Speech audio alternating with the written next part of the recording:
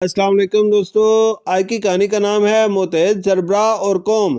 پرانے زمانے کی بات ہے، کسی جنگل کے پاس دو گاؤں آباد تھے، لیکن یہ گاؤں والے دوسرے گاؤں والوں کے جانی دشمن بنے ہوئے تھے۔ یہ نفرت کی آگ دونوں گاؤں کے سربراہان نے لگائی ہوئی تھی۔ ایک گاؤں کا نام وزیر آباد تھا۔ وہاں لوگ باشعور تھے کیونکہ وہاں تعلیم، صحت کی تمام سہولیات میسر تھیں۔ اسی بنا پر دوسرے گاؤں کا نام راجہ پور تھا۔ انہیں بھی اشتیاق ہوا اپنے لیے کچھ اچھا کرنے کا، جس کی بنا پر راجہ پور والوں نے بھی دن رات ایک کر کے محنت کی۔ اب راجہ پور کی شہرت کے قصے دور دور تک جانے لگے۔ وزیر آباد والوں کو محسوس ہوا کہ اس طرح تو ان کا نام اور برسوں سے بنائی ہوئی شہرت مٹی میں مل جائے گی۔ جس رفتار سے راجہ پور والے محنت کر رہے ہیں، وہ کافی عرصہ سوچ بچار میں رہے۔ آخرکار وزیر آباد کے سرپرست نے کہا، ہم ایسا کرتے ہیں، ہم کچھ شکاری کتے پالتے ہیں، انہیں نقصان دہ جانور اور سانپ سے ڈسوا کر راجہ پور کے علاقے میں رات کو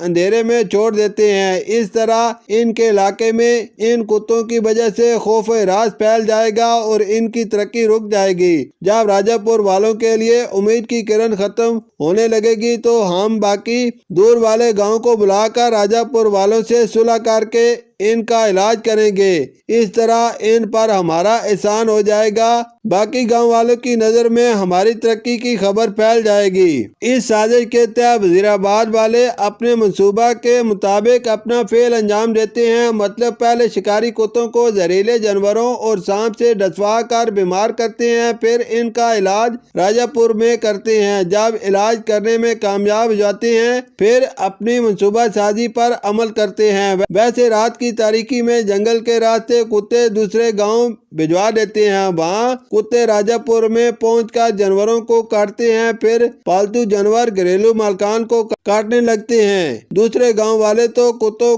کو سازش نہیں سمجھتے، وہ یہ سمجھ لیتے ہیں کہ کتے اسی گاؤں کے ہی ہیں۔ اچانک خوف ہراس اتنا پھیل جاتا ہے کہ لوگ گھروں میں محصور ہونے پر مجبور ہو جاتے ہیں، ایک دوسرے کے دکھ سکھ میں نہیں جا پاتے۔ یہ خبر سن کر قریبی گاؤں والے بھی قطع تعلق کر دیتے ہیں۔ گاؤں راجہ پور کا سربراہ بہت پریشان ہوتا ہے۔ ایک دن اعلان کرواتا ہے کہ اگر ایسے ڈر کے گھروں میں بیٹھے رہے تو ایک ایک کر کے ہم سب مر جائیں گے، ہماری نسلیں تباہ ہو جائیں گی، ہمارا نام لینے والا کوئی نہ رہے گا۔ سب ہمت کرو اور مل کر اس مشکل وقت کا مقابلہ کرو، کیونکہ وہ ایک سمجھدار اور ذمہ دار انسان ہوتا ہے جو سوچتا ہے کہ سب کچھ ممکن ہے۔ دشمن کی کوئی چال ہو تو ایسے موقع پر اگر ہم گھبرا گئے تو ہمیں خود کو اس مقام پر لانے کے لیے صدیاں لگ جائیں گی۔ اس طرح گاؤں کے لوگوں میں سربراہ ہمت اور جذبہ جگانے میں کامیاب ہو جاتا ہے۔ گاؤں کے جتنے بھی جوان ہوتے ہیں وہ رضاکارانہ طور پر اپنی قوم کی حفاظت کی مہم کا حصہ بن جاتے ہیں۔ سب اپنی اپنی ذمہ داری سنبھال لیتے ہیں۔ کوئی جنگل میں جڑی بوٹی تلاش کرتا ہے، کوئی کتوں کو علاقے سے دور نکالنے لگ جاتے ہیں، کوئی جانوروں کے علاج معالجے میں مصروف ہو جاتے ہیں۔ ادھر وزیر آباد کے گاؤں میں خبر پھیل جاتی ہے تو وہ اپنا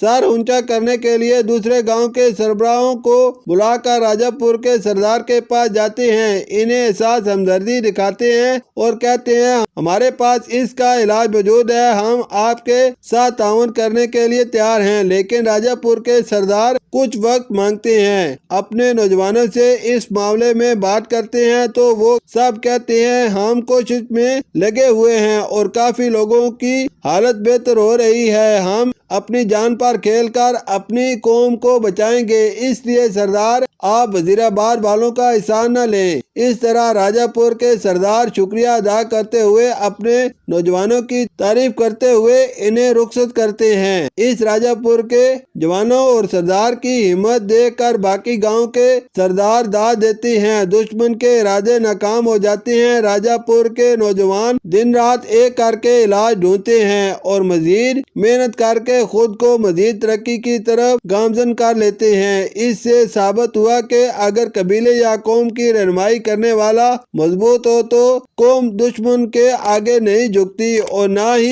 سربراہ۔ شکریہ۔